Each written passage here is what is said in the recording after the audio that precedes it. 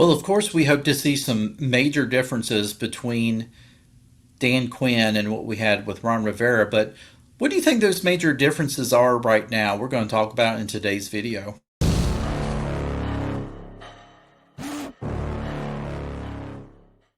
And welcome back to another video here on the Washington Football Maniacs channel. My name is Greg, and this channel, of course, is dedicated to news and commentary for the Washington Commanders. If you're down with that, please make sure that you have subscribed to this channel. When you do, also make sure you hit that notification bell so you won't miss any other video releases. And before we talk about any other video releases and today's video release, let's talk about saving you some money. Have you ever thought, why is my wireless bill so expensive? What are you paying all of that money for? Speed, coverage, data, access to 5G, unlimited talk and text? What about mobile hotspots? Well, with my partners at Mint Mobile, they offer all of those features for as low as $15 a month, and it is very easy to get started with Mint Mobile. How does it work? Well, Mint Mobile works with your digital eSIMs card that most phones nowadays come with. You could be up and running in less than 15 minutes. And if you don't have a digital eSIMs card in your phone, my partners at Mint Mobile will send you a physical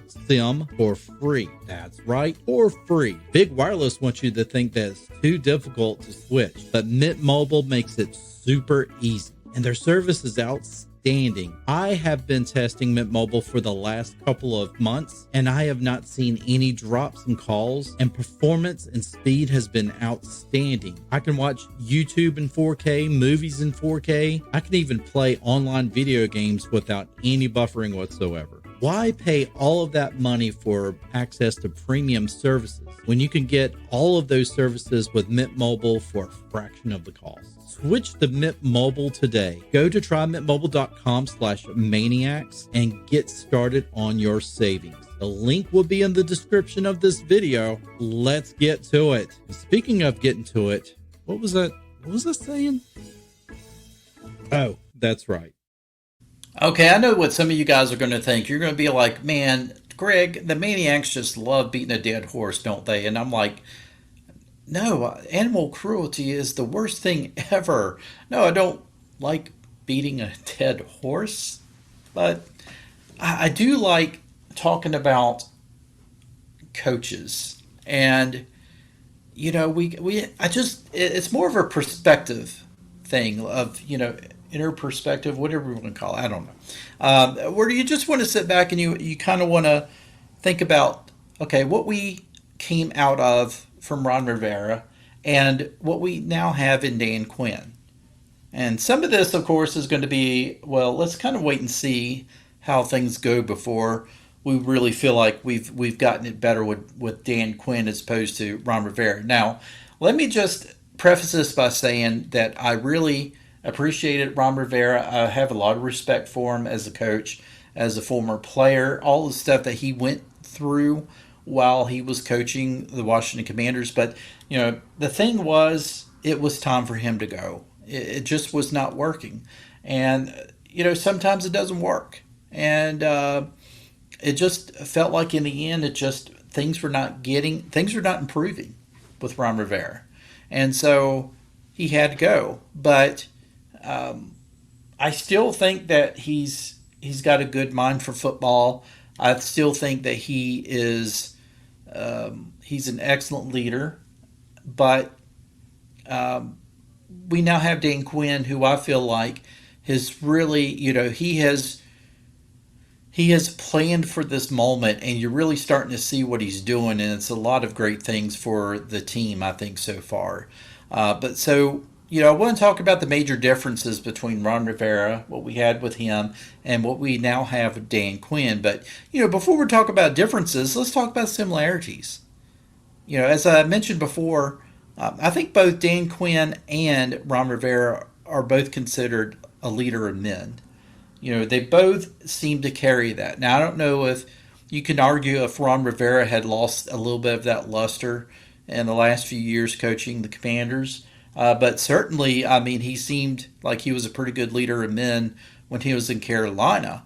And everywhere he's been successful, either as a head coach or, coordinator, position coach, or whatnot. So you don't get that way by not being a good leader. And so I feel like, both men are considered a leader of men. Again, I think both are well respected within the NFL community. A lot, once that we kind of started realizing that Dan Quinn was going to be the next head coach of the Washington Commanders, we really started hearing about how well respected Dan Quinn is amongst all of the other coaches and NFL people and stuff like that. And you're seeing it. Like, you're seeing how his effects, what type of guy he is. And I believe it. I believe he is very well respected within the NFL community, as well as what Ron Rivera was. And I think Ron Rivera still is very well respected within the NFL community. Certainly, both have taken teams to the Super Bowl. Ron Rivera took the Carolina Panthers in 2015 to the Super Bowl. They had only lost like one game that entire season. And then, of course, Dan Quinn took the Atlanta Falcons to a Super Bowl.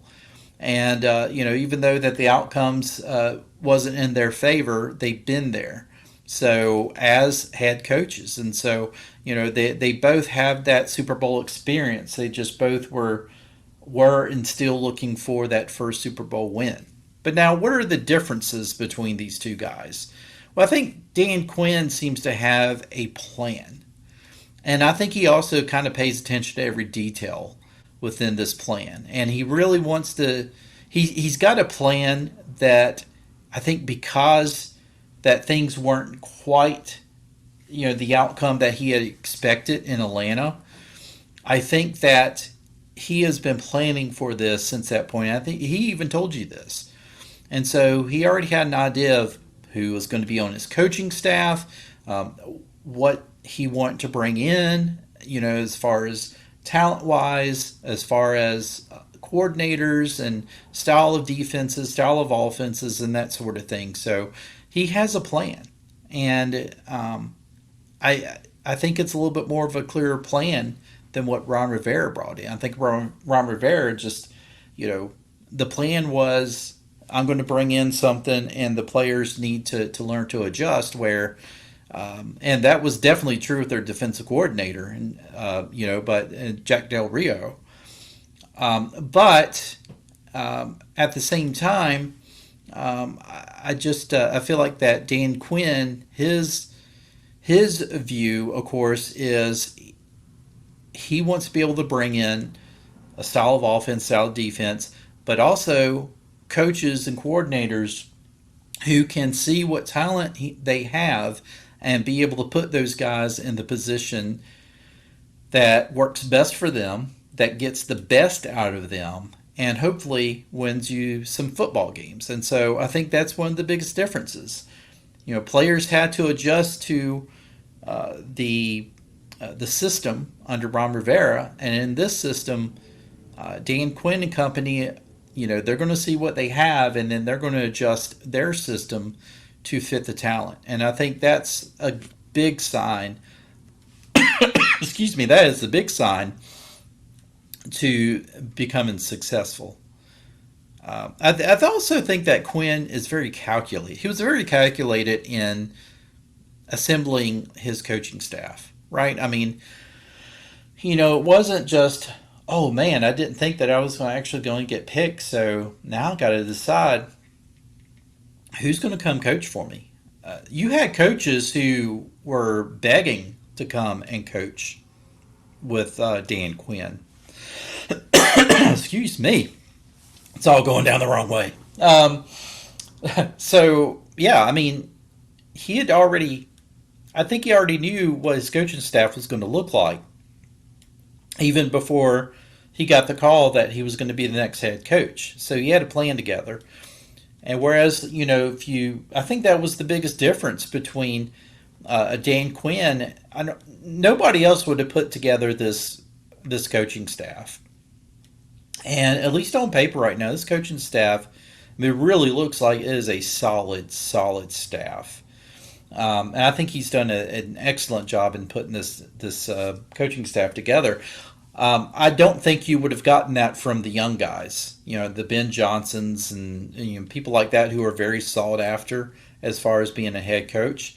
I don't think they would have had the pull. I don't think they would have been able to put together that type of coaching staff. And so I think that is another thing. I mean, in the beginning, Ron Rivera seemed like he had a pretty decent coaching staff, but then he would fire guys, and there'd just be some coaches that you're like he needs to get rid of. They wouldn't, and so I just feel like it wasn't really a coaching staff that probably was going to wind up being successful for Ron Rivera. And for Dan Quinn, it's not just guys that he has coached with, but it's guys that he knows excel at the positions that they coach. So he's put together an excellent staff, in my opinion. And I think also Dan Quinn paired with Adam Peters, I think they both are going to have a fantastic eye for talent. I think they're going to be able, they're going to tell you, yeah, this guy is excelling or he's not. And I just think that I just think that being able to know that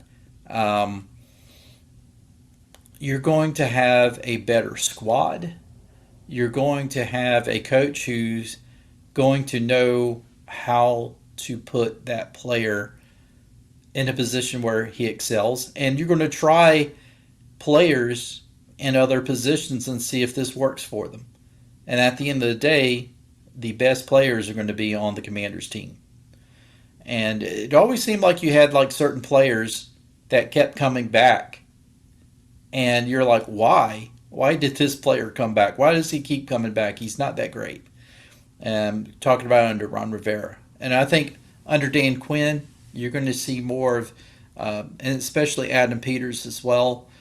They're going to understand they're going to have to make some hard truths, some hard decisions on certain players that have been able to make it for whatever reason based on, well, he should be able to be this player. And sometimes you got to realize they're not. And so I think overall it's the putting the talent in a position for them to succeed, getting the right talent for their system, but also being able to not be flexible to change things up in the system so it works for the players that you have, and paying attention to the detail. Having a good game plan, having a good plan for everything, and I think that so far. I feel like you're going to see that with Dan Quinn, and I think it's going to be a lot better quality than what you had with Ron Rivera. Again, I appreciated Ron Rivera. I was overjoyed when Washington hired him as a coach a few years ago, but it just didn't pan out, and that's okay. Sometimes it doesn't, but I think we got the right guy. And so the major difference, I hope, is that under Dan Quinn, we win, and Ron Rivera, we just did not. That ultimately is probably really what's going to be the big deal on this. So anyway, folks, hope you enjoyed this video. If you did, please leave me a comment section. Give it a like, give it a thumbs up, share it with some other friends. With that said, I will see you in the next one. Take care.